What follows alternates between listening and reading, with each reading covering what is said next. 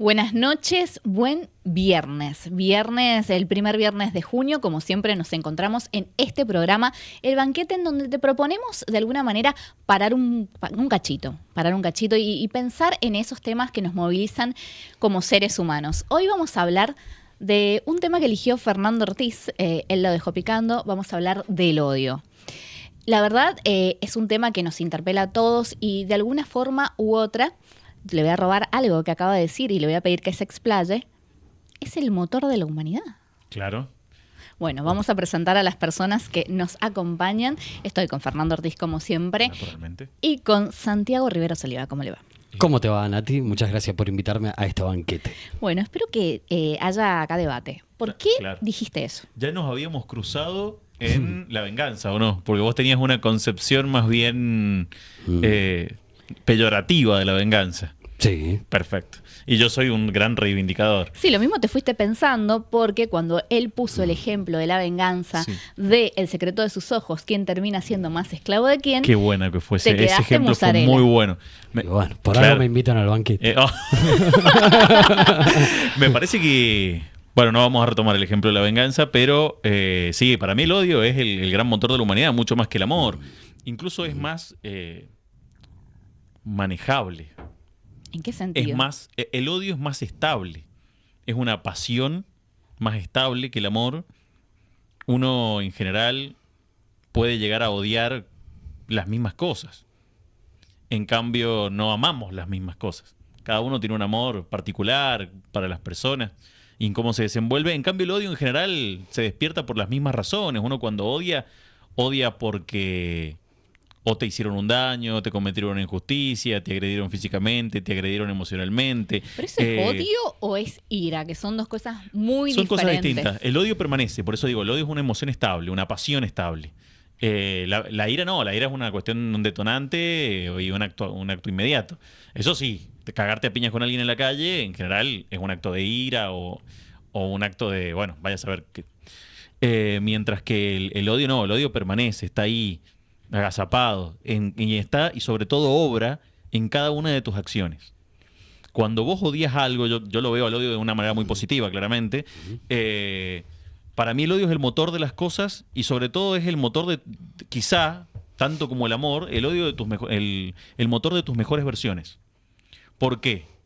Cuando vos odias, podés en cada paso ir en contra de esa representación que tenés en la cabeza. Vos tenés una representación en la cabeza de la persona que odias, del momento que odias, de la situación, la historia, el país, lo que sea que detestés y que odies, y ir en contra de eso, pero no necesariamente para destruirlo, sino para mejorarte. Yo creo que eso es una cuestión que te vas elaborando vos mismo a partir de una emoción que en general, de una pasión que en general es tildada de mala, te vas construyendo. Pienso, por ejemplo, en el odio de clase, pienso en figuras históricas particulares que odiaron, y yo sé que acá me voy a ganar muchos enemigos. Para mí, por ejemplo, Eva Perón tenía un odio muy grande. Antonio Gramsci tenía un odio muy grande, y vos me vas a decir, no era odio, era resentimiento. Para mí odio y resentimiento van casi de la mano en algunos puntos. El resentimiento es marcado por una situación de desigualdad material, anímica. Y eso hace que ellos construyeran en eso teorías, movimientos, fuerzas, potencias y desplegaran todo lo que ellos tenían contenidos. Entonces, para mí el odio es un gran constructor. Y hoy, si lo llevamos, digamos, a la situación actual, no solamente política, sino también de comportamiento de los ciudadanos, hoy es mucho más gobernable, más eficiente interpelar a la ciudadanía a través del odio que del amor. Sí, en eso coincido. Yo pensaba, y cuando me remito a este tema, pensaba en el odio como un ejecutor de planes, ¿no? Porque de alguna u otra manera, a mí la sensación que me da es que el odio te lleva a tratar de reparar un daño que vos sentís que alguien te hizo o que algo te hizo. Entonces es como un generador de planes. Bueno, quizás esos planes se terminan llevando tu vida y no construyendo nada a partir de allí. A su vez también incluye otro sentimiento en el medio y que tiene que ver con la sensación de justicia. Hacer justicia porque alguien me hizo algo. Hacer justicia porque esto no me gustó. Hacer justicia por la desigualdad, por ejemplo. Pero, ¿qué pasa cuando es al revés? Cuando está al servicio de causas que de base no son nobles. Bueno, a mí me parece que por lo general los sujetos no quieren salir de la situación de odio, justamente porque Fer decía recién que el odio tiene como una permanencia. El psicoanálisis dice genera una estabilidad. Es muy interesante ver cómo en el seminario 1, por ejemplo, Lacan habla de las 3 pasiones del ser. Es un Lacan que todavía está muy influenciado por Martin Heidegger y no ha todavía estructurado el inconsciente como un lenguaje, pero habla de 3 pasiones del ser. Es decir, está muy ontológico Lacan en esa época, que es el amor, el odio y la ignorancia, como 3 formas de no querer saber nada de la verdad del sujeto, que odia, justamente. ¿Y cuándo el odio se transforma en algo patológico? No sé, patología. Mira, en psicoanálisis, sí. Patología es una expresión quizás mucho. No desde el psicoanálisis, pero yo. Porque hay como una línea muy fina a la hora de definir qué planes te puede llevar a ejecutar. Mira, es verdad que el odio moviliza o puede ser motor de la historia. En principio está muy ligado a la agresividad narcisista, el odio. Odiamos para odiar devuelve una identificación. Tal cual. Que al sujeto le falta en realidad. Lacan, justamente la definición de sujeto en el psicoanálisis lacaniano es que le falta el ser. No hay ser. Entonces, amar, odiar, por ejemplo, frente a la otredad, el amor es una gran ilusión, porque frente a alguien completamente desconocido, pero en el amor parece que nos conocemos de toda la vida y nos decimos un montón de cosas lindas. Es decir, en el odio también uno agencia al objeto odiado, bien, con prejuicios propios, y de esa manera hay un no querer saber nada de eso. Qué sé yo, hay un cuento, por ejemplo, que se llama El niño proletario. Y bueno, cuenta todas las vicisitudes que vive un niño proletario en el colegio y cómo lo maltratan los compañeros del colegio. Es un tipo odiado, el niño proletario. Y una de las cosas que hace, por ejemplo, el profesor es que le cambia el apellido, le modifica el apellido para maltratarlo, justamente. En vez de decirle Stropani, que es el apellido, le dice estropeado. Entonces, vemos también en la política que ustedes decían recién, qué sé yo, al kirchnerista se le dice Cuca, al otro cabeza de globo, gorila, etcétera. Son expresiones que agencian aquel odio, pero para no querer saber nada de eso. Bien, si yo quiero conocer los errores del FER para poder operarlo políticamente, es que del FER a mí no me interesa nada. Bien, entonces, obvio que voy a persistir en el odio si me está devolviendo una estabilidad narcisista, digamos, diría Lacan. Políticamente, ¿cómo ves este momento? La verdad que nosotros hicimos una encuesta en las redes sociales preguntándole a la gente cuál era la palabra con la cual definirían el odio en la actualidad. Y hubo respuestas de los dos lados y las dos tuvieron que ver, en su gran mayoría, con la política, y eso me resultó como bastante impactante. Si bien uno sabe, lo va palpando, pero bueno, cuando uno poner una palabra libremente podría ser cualquier cosa, ¿no? Podría haber sido odio, la discriminación, lo primero, claro, lo que me remonta, y no decir un nombre en particular, ya sea Cristina o ya sea Milei. Claro. ¿Cómo sentís que se va dando esa representación? Porque quizás antes, me parece, durante un largo tiempo estuvo como vedado hacer pie en el odio para hacer política. Total, sí. Censurado. Aunque quizás sí existía, pero estaba vedado para el afuera. Incluso quedabas mal, digamos, si vos decías que construías desde el odio algo, desde odio tal injusticia, o odio a tal persona, o odio tal discurso, quedás mal. De hecho, al día de hoy lo que te dicen es hay que legislar sobre los discursos de odio, no sé qué, que hay momentos de historia que lo requieren, digamos. Los discursos de odio del nazismo están bien censurados de parte de la Alemania actual, de la Alemania moderna. Eso por un lado, digamos, para sacar casos muy específicos que deben ser activamente condenados. Amén de eso, creo que hoy lo importante es que por lo menos admitimos que se puede construir, admitimos que existe y admitimos que hay gente que lo usa. A ver, voy a caer muy en la diatriba progre, pero hoy creo que el gobierno, de hecho, inspirado en otros tipos de gobierno, en gobiernos italianos, estadounidenses, húngaros, gobiernan a través del odio. Y gobiernan a través del odio muy bien disipado, muy bien medido, casi por goteo. Así, esa es la imagen que se aparece en mi cabeza. Un odio por goteo. Cómo lo vamos administrando a través de las redes sociales, de los medios de comunicación, del discurso. Y sobre todo, cómo va edificando eso. Vos fíjate que, para no tomar el ejemplo de Javier Milei, sino tomar otro tipo de ejemplo, vamos con Donald Trump y dice en muchas ocasiones que odia al otro. Y odia al otro mexicano, odia al otro venezolano. De hecho, ahora ya no pueden entrar al país. Hay una legislación por la cual ningún venezolano puede entrar al país. Ni los que están saliendo de lo que sería el régimen madurista, ni los que quieren ir a cualquier lado. Bien.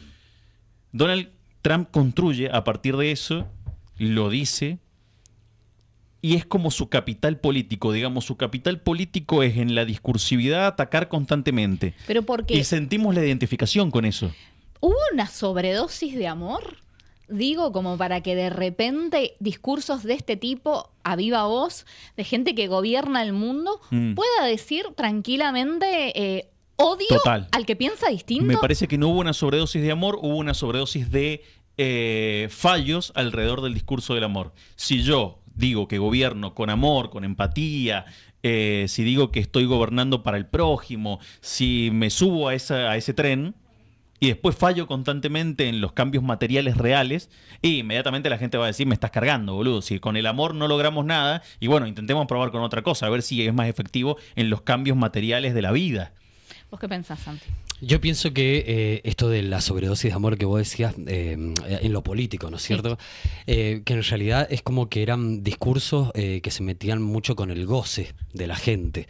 Se hablaba desde una superioridad moral, y hablar desde una superioridad moral hacía que muchos que antes hacían determinados chistes y que descargaban pasiones a través de... Eso es verdad. Bueno, esa gente lo sufrió mucho a los discursos anteriores. Y como que fue quedándose encerrado y por goteo fue germinando algo que en un momento explotó y pudo agarrarse de alguien que lo dice. Total. Es como ese libro, yo no lo he leído, el libro me gusta muchísimo su título, en algún momento deberé leerlo, que es de François Duvet, que dice, esta es la época de las pasiones tristes. Nosotros estamos constantemente interpelados por todo lo que es... Bueno, justamente... O lo que puede ser tildado de triste, el odio, la venganza, el odio, revanchismo. Pasión triste es un concepto de Spinoza, digamos. Gobernar con las pasiones tristes es eso. El odio es parte de una pasión triste para Spinoza, digamos. Que en psicoanálisis se toma un montón, digamos. Bueno, quieren que escuchemos un poco a los sanjuaninos a ver qué dicen del odio. Me encanta a ver a dónde se van enganchando en el discurso, si lo quieren contar, si no lo quieren contar, porque claramente, obvio... Yo creo que los sanjuaninos no van a odiar a nadie. Tengo la sensación de que son gente muy buena, ¿no? Te ponen en un lugar medio difícil. No, te ponen en un lugar complicado. Asumir algo así es difícil. Sí. A ver, los escuchemos, Lucas. Sí. ¿Alguna vez sentiste odio? Sí, varias veces. Sí. ¿Y sabes por qué? ¿Qué te lo generó? Nada, por temas sociales, ¿viste? Cuando, no sé, te apartan o cuando te sentís excluido y más que tristeza sentís odio porque un amigo te lo hace, ¿me entendés? Y tal vez, digamos, cuando falleció mi mamá, porque ella era muy buena, digamos, sentíamos, digamos, que ella iba a salir del cáncer y no salió. Y sentí mucho odio, mucha tristeza, mucha rabia. Iba a la iglesia, iba todo, digamos, ella era muy religiosa, muy, digamos, desde chica. Es decir, me enojé mucho con Dios. Porque digo yo, ¿por qué, digamos, se la llevó a su lado, digamos, y no la dejó acá más tiempo? Sentí odio una sola vez en mi vida cuando murió mi padre, que pensé que no merecía porque era joven, que no merecía. Ahí sí me enojé con Dios, con la iglesia, soy católica, me enojé por un tiempo con todo, pero no sé si fue odio o fue dolor o qué lo que fue, pero fue la única vez que yo me he sentido mal. ¿Y alguna vez sentiste que te odiaron? ¿Te sentiste odiado? Sí. ¿Y cómo fue? ¿Cómo lo notaste? ¿O te dijeron, mira, te odio? No, nunca supe por qué. O sea, en base a actitudes de cómo me trataban, te das cuenta de que te odian o que te tienen bronca, ¿me entendés? De que no te quieren. Y se siente feo porque, o sea, capaz te la podés haber mandado, pero es feo sentir que te odian, ¿me entendés? Y hay veces que no sabes por qué y él lo hace peor. ¿Y usted piensa que se puede odiar a una persona a la que se amó mucho? ¿Se puede pasar del amor al odio? No creo, yo pienso que no. No podés. Porque si esa persona la has querido, o es el padre de tus hijos, o es de tu familia, o es tu madre, todos tenemos errores, pero odiarla así, no podés.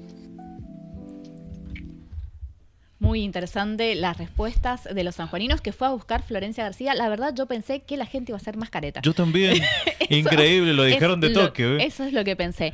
Y bueno, y justamente el análisis inicial que me viene a la cabeza es por la sensación de injusticia, ¿no? Sí. El odio generado por una sensación de injusticia y en este caso por 2 pérdidas. Y la injusticia y el apartamiento social. Él lo dijo de toque, fue como, no, y por actitud, ¿por qué notaste que te daban? Y por actitudes, por cómo te trataban, la soledad te generó el odio a decir, che, loco, ¿qué les pasa a estos desgraciados? Bueno, bla, bla.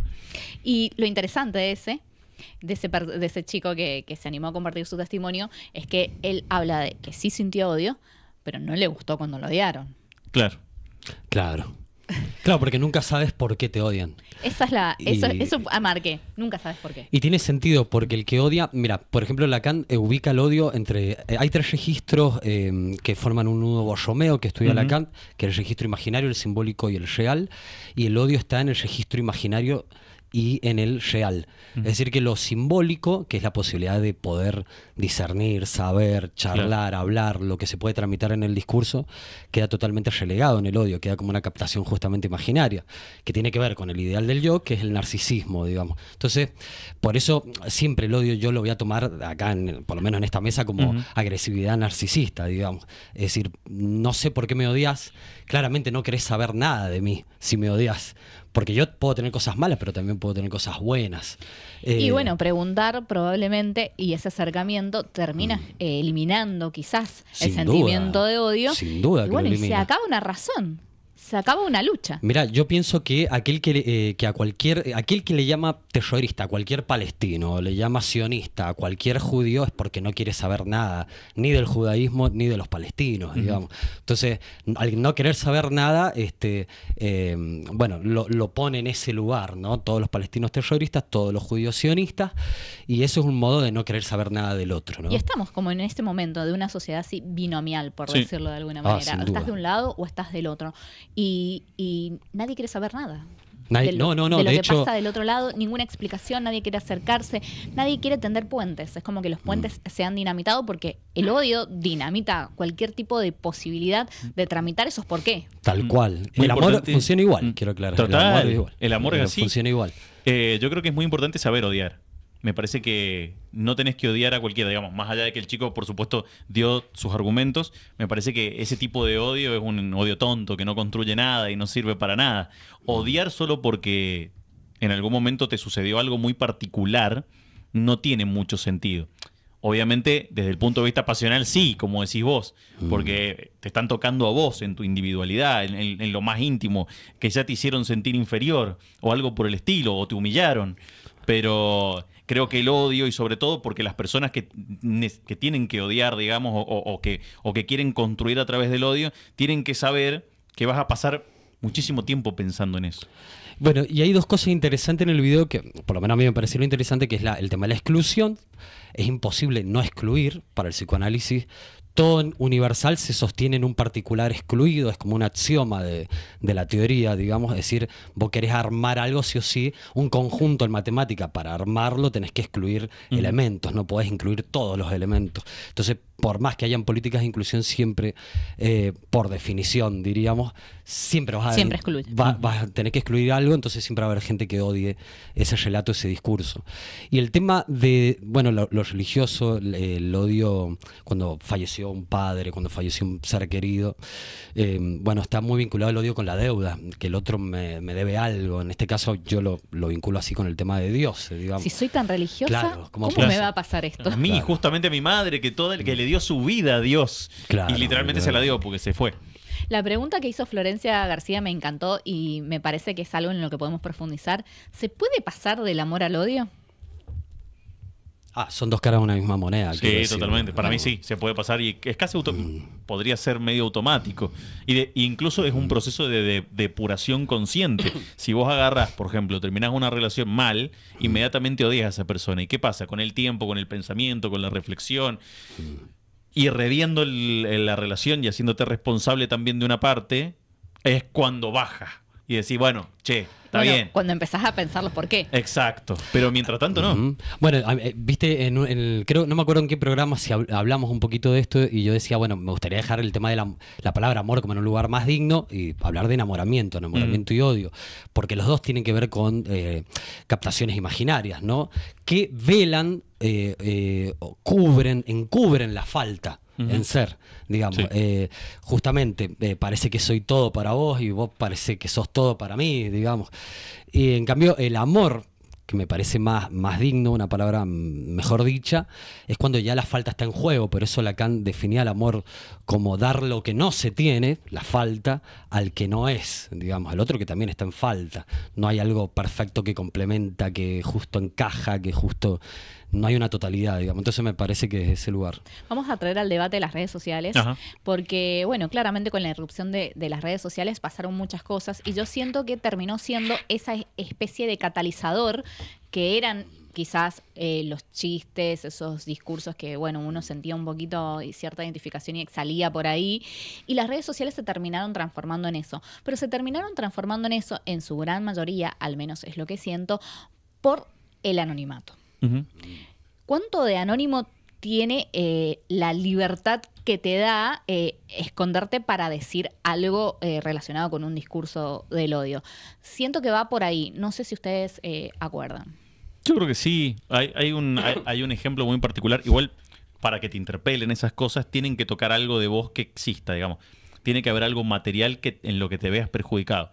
Cuando en los laboratorios de la derecha mundial intentaron ver cómo más o menos administrar el odio, digamos, ya lo tenían más o menos en la cabeza, ya lo habían pensado, sobre todo Steve Bannon, que en ese momento no era todavía el gurú de la derecha, ni tampoco era todavía el asesor de Donald Trump. El vago lo que hizo fue meterse en el universo de videojuegos, implantó una serie de juegos y análisis respecto a ellos, algunos muy conocidos, y lo que hizo fue dejar que se expresaran libremente en dos plataformas, una que se llama 4chan, que yo no la he usado nunca en mi vida, pero muy conocida, y Reddit, que son como dos plataformas que no tienen filtros, en los que vos podés hacer lo que quieras. Y perjudicó particularmente a los usuarios de un juego, dejando que entraran otras personas y habilitando a que entrara más gente y incluso a hacer trampa en esos juegos, dándoles códigos y cosas. Y la comunidad de Reddit y de 4chan, que habían sido originarias del juego, que sabían que eran profesionales y todo eso, empezaron a tomarles odio. Y cuando les empezaron a tomar odio, empezaron a usar y a hacer foros. Y a partir de ahí, como si fueran hormigas, es que lo fueron estudiando los vagos y diciendo, mirá, y si yo le toco acá va a saltar por esto, va a crear una comunidad alrededor de eso. ¿Pero por qué? Porque hay algo material y puntual en lo que te sentiste afectado. Entonces, la gente odia, sí, pero ¿por qué? Además de por una situación de placer, sino porque vos hay algo que te tocaron y que vos dijiste, loco, yo lo voy a expulsar por este lado. Obviamente el anonimato en las redes sociales permite que lo hagas sin ningún tipo de filtro. Claro. Porque total, no hay ningún precio que pagar. No hay una responsabilidad ulterior. Es golpear y nada más. Y sobre todo, y algo que decía una dirigente, no recuerdo dirigente de qué es, Mayra Arena, que es una que estuvo con Scioli, no sé qué, la deben haber visto seguramente. Politóloga, creo. Puede ser. Ella decía, odiamos más fácil a través de las redes sociales porque nunca nos encontramos con esa persona, justamente. Si nosotros en algún momento de nuestra vida tuviésemos enfrente a esa persona, probablemente no le diríamos ni a. Empiezan a quizás desvanecerse los discursos de odio cuando te topas frente a frente con alguien. No sé, voy a traer de ejemplo ahora los periodistas, porque es algo que me toca, que es inherente a mí, y es muy común últimamente, y lo digo en un tono lamentable, que te manden mensajes de todo tipo, bardeándote en niveles muy fuertes. Qué sé yo, me comparto una experiencia personal, alguien que me escribió y que me dijo nazi, o sea, por una nota con la que no coincidía.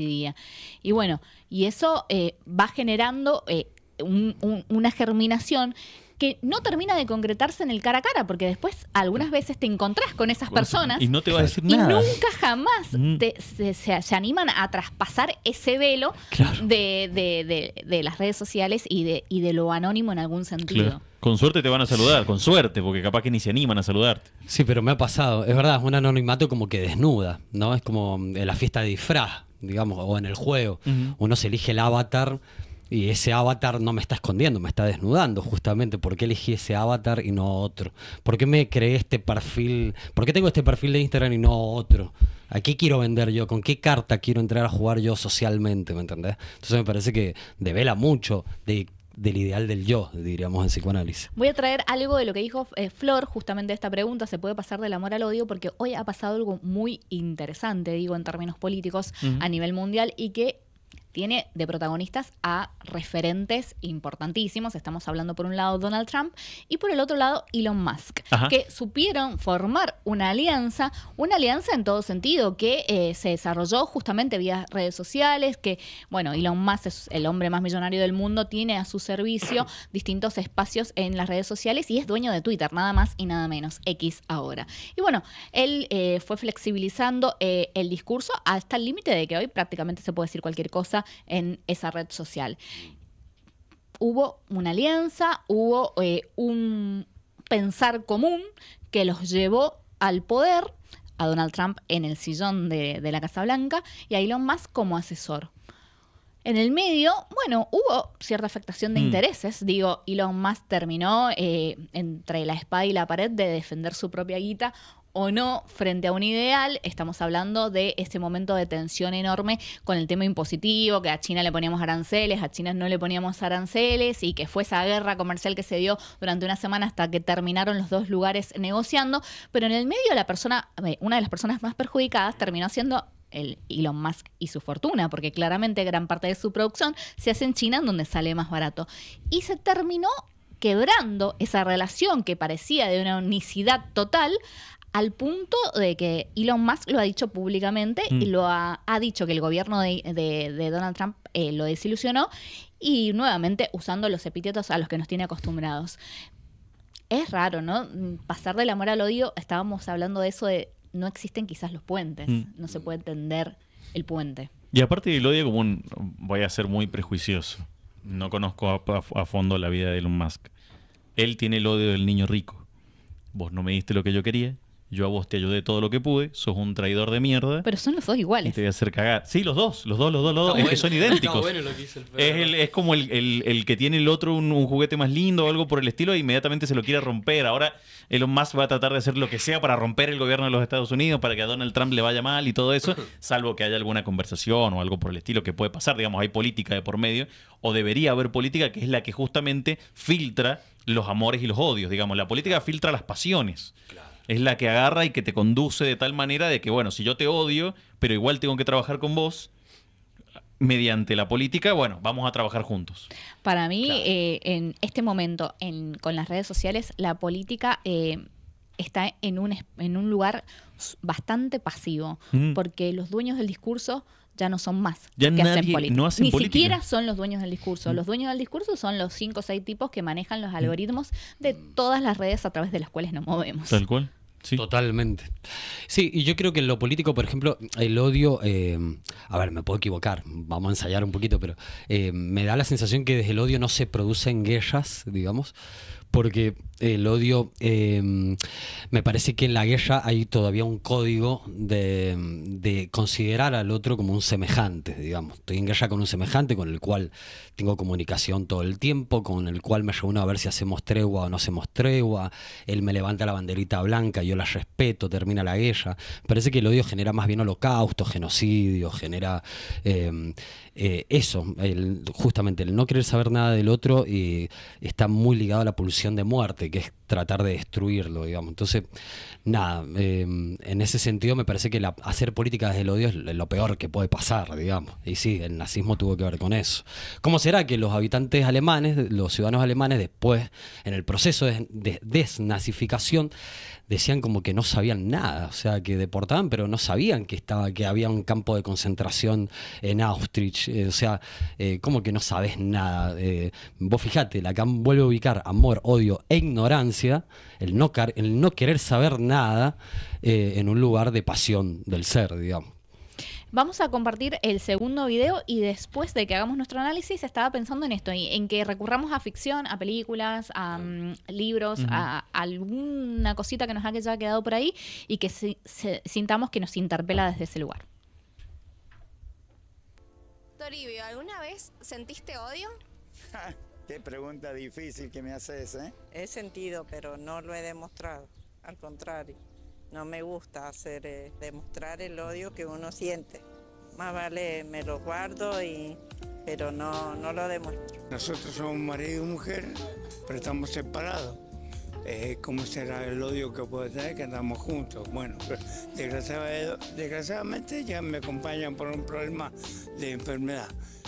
Me acompaña 2 por 3 al médico, hacerme los estudios, así que yo no siento odio por nadie, sino, ¿cómo se llama? Llevo la vida como va. Mira, el odio existe en todos lados, yo no le doy importancia al odio, porque si vos tenés odio contra otra persona, el de arriba te está mirando, en el momento te dicen, chao, para la mano, no es así.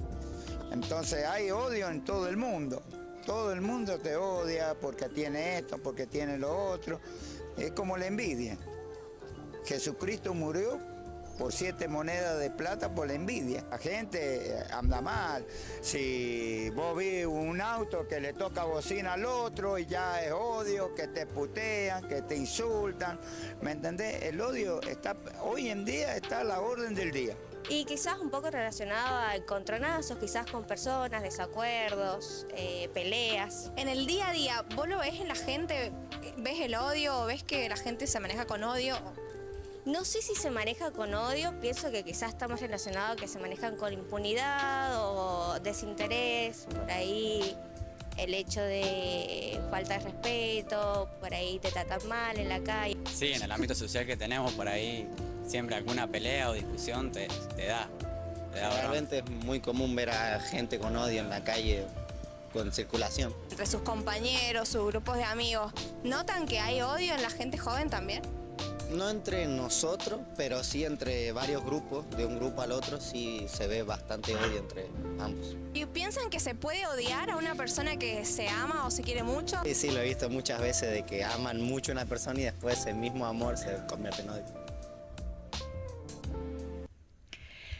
Varias coincidencias. Una de las coincidencias tiene que ver con esto que ya veníamos charlando y tiene que ver con la circulación del odio, que la gente siente que está ahí, que está a flor de piel, hasta con una pelea mínima de autos que quizás escala, de conductores de auto, que escala a niveles que quizás antes, había como un autocontrol por cómo estábamos viviendo, no estaba permitido. Y como que de repente se han abierto unas compuertas y hay gente que se siente libre para demostrarlo. ¿Ustedes sienten que están en esta clase de sociedad? Fundamental para mí, digamos, si yo tuviese que escribir un manual de la construcción a través del odio, me parece genial lo que dijo la señora, que es, sí, he odiado, no lo he demostrado. Fundamental, si odias, no demostrarlo. O sea, vos no tenés que demostrar tu odio. Si sos un idiota, sí, porque claramente lo que vas a hacer es ir y partirle la cara o generar un problema o armar herramientas, todo eso. Si no, lo mejor es quedarse callado, ¿no? y pensar qué podés hacer con eso, ¿no? Me parece, aparte, la mejor manera de transitarlo. Y después, sí, olvídate, hay una especie de... se puede palpar en el ambiente siempre cuando vos estás en la calle esa irascibilidad, ¿se dice así? Irascibilidad. Sí, bueno, o el comportamiento irascible de las personas que está a flor de piel ahí, de toque te van a... Si vos estaba anoche mismo, me tomé un taxi que era taxi y no era de una aplicación y estalló el tipo cuando él venía con la aplicación. Incluso digo, no me digas nada a mí y déjame bajarme del auto, sobre todo. Pero bueno, y eso son cuestiones que uno vive cotidianamente. Claro, parece que el odio... Pero para mí, a ver, para mí siempre el odio debe haber sido un lubricante social, digamos. Sí. Sí, porque, a ver, pertenecemos al mismo lugar a partir de que odiamos las mismas cosas, ¿o no? Uno se ha hecho amigo de alguien tal vez cuando los dos se han visto en el mismo odio. Odiamos las mismas cosas, nos molesta, ay, qué falsa que es la gente. Terminamos siendo chochos amigos con esa persona. Total. Entonces siempre ha sido como un lubricante social.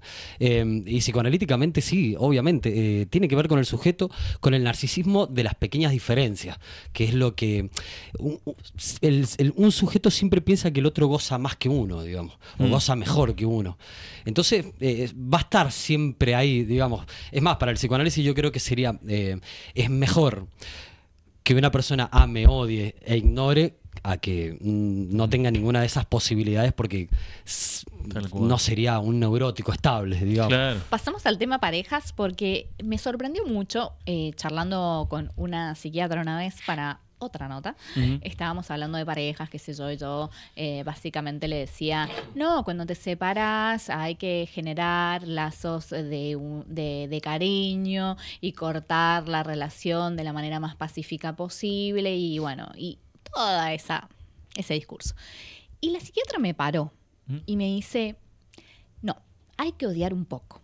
Tenés que transitar esa emoción. Hay que transitarlo para que una pareja termine, para que y lo extendió a otros momentos de la vida, ¿no? Para que algo se termine en tu vida y puedas establecer ese corte definitivo en un momento particular, hay que odiar. Total. Para mí el odio no es ni bueno ni malo. O sea, no puedes catalogarlo, ni tildarlo, ni calificarlo como algo bueno o como algo malo desde el sentido moral. El odio es una emoción, es una pasión, hay que transitarla y hay que saber qué hacer con eso. Digamos, el odio, si lo usás para el mal, bueno, listo, allá verás, y terminamos con situaciones similares a las del nazismo. Y si no, después puedes usarlo para el bien y terminás con construcciones positivas, digamos, posiblemente más de carácter individual que colectivo, porque hay que unificar odios. Pero no me parece necesariamente una dimensión negativa, y justamente como te dijo, también un poco tenés que descargar. Nadie puede ser bueno todo el tiempo. No, sin duda, la gente que trabaja de bueno... posiblemente es una cagada. Medio difícil estar con esas personas, digamos. Bueno, si alguien se siente identificado con lo que dije, ya podemos ser amigos. Pero, ¿cómo es que se llama? Bueno, me olvidé que iba a decir, pero... No, estaba hablando de las parejas y de ese corte, y que eso se puede trasladar a otros espacios. O sea, como para cortar algo, un poco lo tenés que odiar. Exacto. Es imposible no odiar un poco, sí, sin duda. Pero vuelvo a lo mismo, porque tiene que ver con la constitución del yo. A partir de que uno... saca la carta del narcisismo para decir yo juego socialmente de esta manera, algo odio, algo amo y algo ignoro, algo de lo que no quiero saber nada, digamos, y por más que se me lo presente frente a los ojos, yo de eso no sé nada. Entonces me parece que en la pareja esto sí se da, pero con el tema del enamoramiento, para mí se acerca mucho, no con el amor propiamente dicho, con el enamoramiento sí, porque el enamoramiento, dice el psicoanálisis, hace de dos uno. Bien, el que ama está totalmente captado por el objeto amado.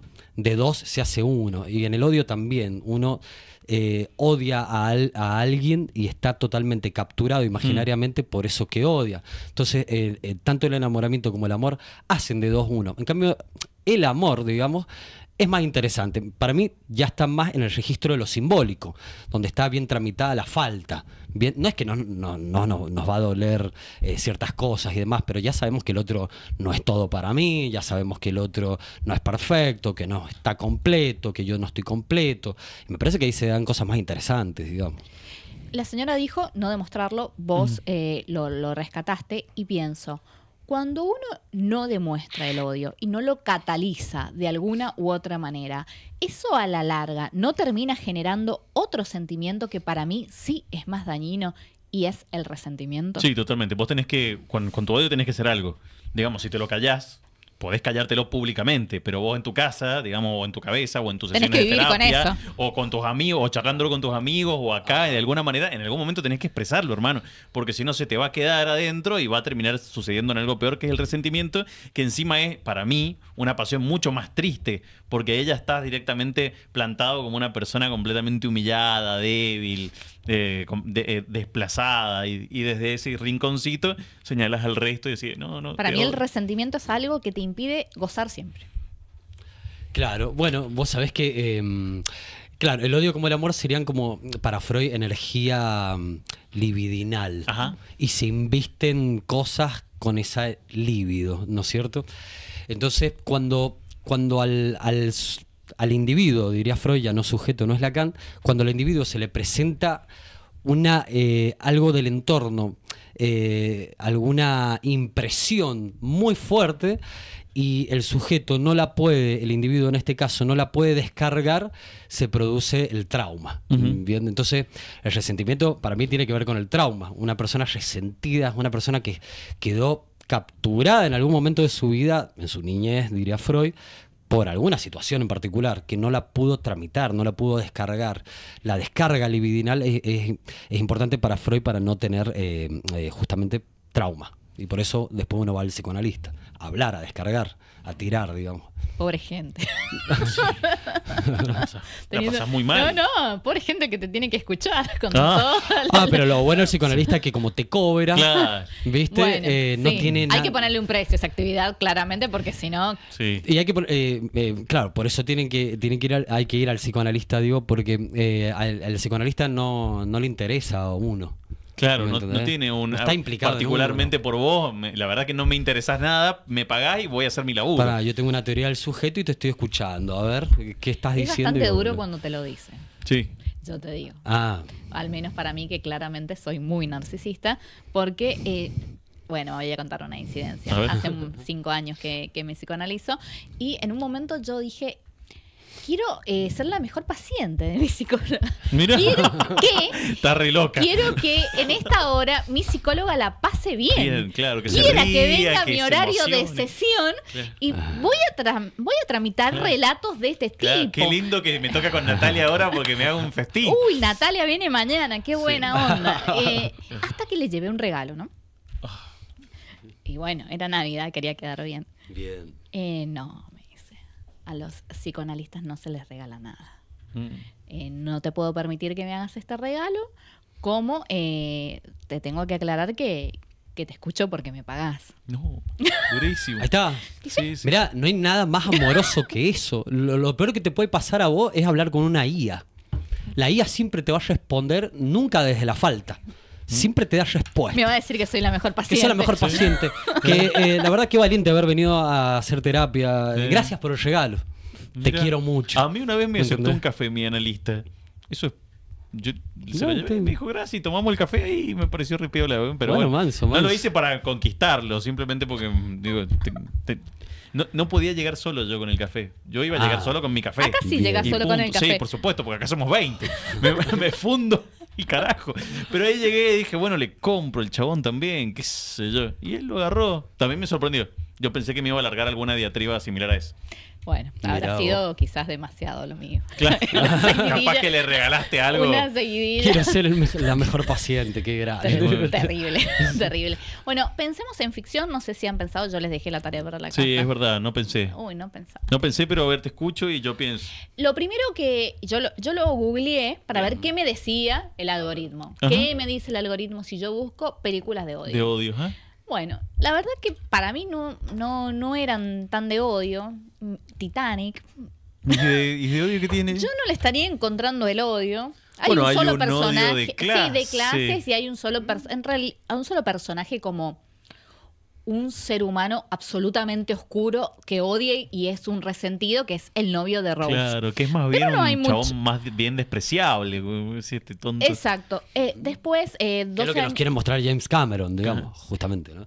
Después, la lista de Schindler claramente Bueno, es sí. una película de nazismo, tiene que ver con el odio en su constitución. Y después, bueno, otras películas de ese mismo tenor, estamos de lo que pasó en la Alemania nazi, varias Bien. películas de ese mismo tenor. Pero me parece que más bien por una temática de crímenes de odio, pero la lista de Schindler, como lo interpreto yo, es de esperanza. Para mí también. Claro. Quien salva a un hombre salva al mundo, algo así. Y muchas películas de esclavitud también, entre las cuales recomienda principalmente 12 años de esclavitud. A mí esas películas no me remiten. No son de odio. No me remiten al odio, ni siquiera los personajes. No los encuentro por allí. Quizá el odio de la ignorancia. Se me viene el personaje del blanco en Django sin cadenas, en la película de Tarantino. Qué buena película. Pero el personaje de Leo DiCaprio, pero odio por ignorante lo hago, entonces como tampoco lo catalogaría como Siempre un el odio. odio está vinculado a la ignorancia. Sí, ¿viste? sí, Justamente sí. las 3 pasiones del ser. Pero mirá, Casa Tomada, no es una película, Casa Tomada de Julio Cortázar, Sí. se me acaba de ocurrir, puede ser buena. Era un odio. Puede ser. Pero mirá, 2 hermanos que están en una casa que han heredado, grande, muchas habitaciones, vida sin trabajar, tranquila, y de repente empiezan a escuchar ruidos extraños, presencias extrañas que van tomando la casa, y ellos, sin luchar contra esa presencia, se van cada vez circunscribiendo a vivir en habitaciones más pequeñas, hasta que terminan abandonando la casa. Y el cuento nunca resuelve de qué se trataba esa presencia, digamos. Exacto. O sea, nunca tiene un nombre, siempre vuelve a estar en el lugar del no querer saber nada de eso, que tal vez era más de ellos que de... Uno pone en lo extranjero cosas que son de uno, ¿no es cierto?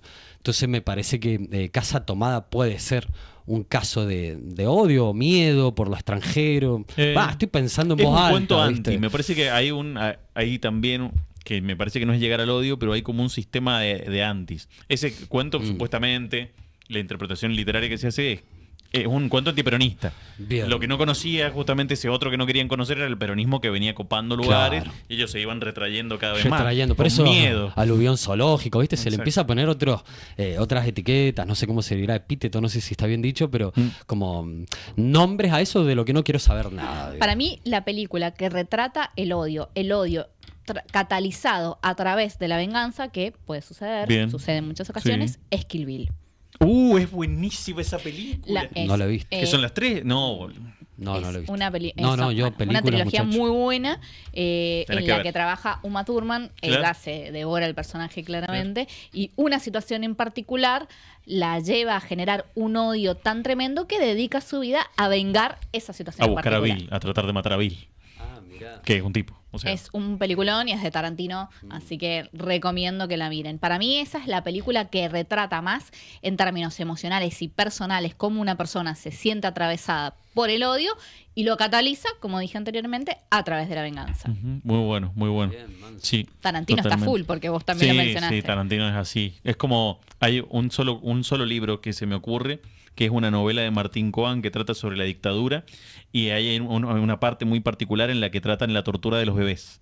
Porque lo que trataba de saber el médico era, de hecho tenía anotado, así empieza el libro, tenía anotado en un papel la pregunta, ¿cuánto se puede torturar a un bebé para sacar la información?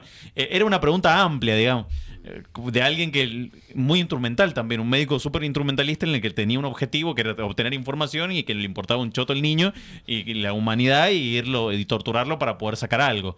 Me parece que ese, que me encantaría acordarme el título del libro de Martín Coan, es eso. Puedes googlearlo mientras voy mencionando Sí, a otra ver. película para recomendar. En este caso, bueno, no soy nadie para recomendar, pero desde acá nos tomamos esa Por atribución. supuesto que son. Y posta que les digo que esta película es buenísima, se llama No Country for Old Men. Es una película que trata sobre un episodio en particular en donde un hombre se encuentra con gente asesinada en una camioneta y millones y millones y millones de dólares allí. ¿Qué es lo que hace esta persona? Agarra los dólares y se los lleva. Bueno, lo que nunca imaginó es que alguien lo iba a perseguir a lo largo de un gran recorrido para volver a recuperar ese dinero. Uno de los personajes de esa película, que es el que interpreta a Javier Bardem, que se lleva después el Oscar por esa interpretación, esa película es buenísima, es con Tommy Lee Jones, con Josh Brolin y Javier Bardem. Javier Bardem se lleva el Oscar. Javier Bardem es el engendro del odio hecho persona. Nunca he visto una interpretación de ese tipo.